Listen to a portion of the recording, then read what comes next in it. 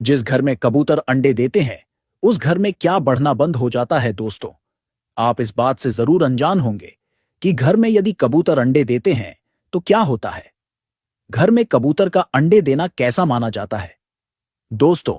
शास्त्रों के अनुसार कुछ पक्षी ऐसे होते हैं जिनके घर में अंडे देना अच्छा माना जाता है, तो कुछ पक्षी ऐसे होते हैं जिनका घर में अंडे देना अच्छा नहीं माना जाता है।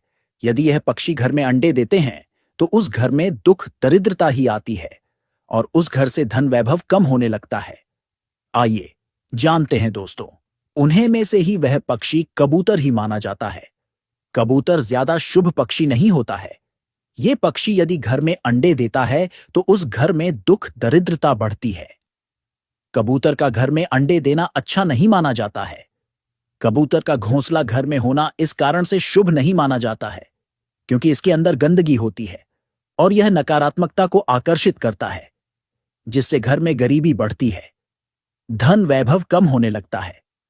नकारात्मकता बढ़ने के कारण घर के लोगों का स्वभाव चिड़चिड़ा हो जाता है और यह ऐसा इसलिए होता है क्योंकि उस घर में कबूतर ने घोंसला बना लिया है।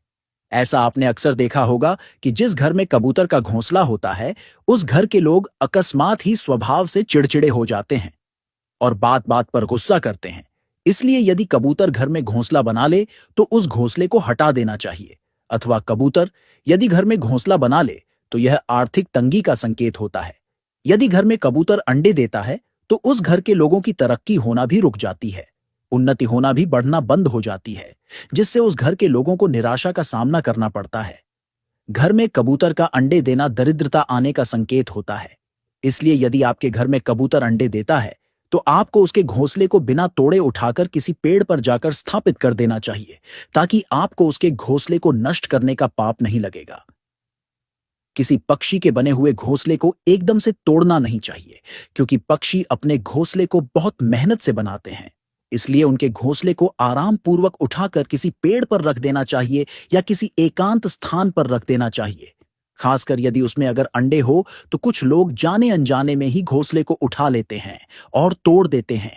ऐसा नहीं करना चाहिए क्योंकि यह पक्षी भी ईश्वर ने बनाए हैं। इनका शुभ और अशुभ प्रभाव शास्त्र में वर्णन है, पर इनमें इनकी गलती नहीं है, इसलिए इनको कष्ट देना शुभ नहीं है।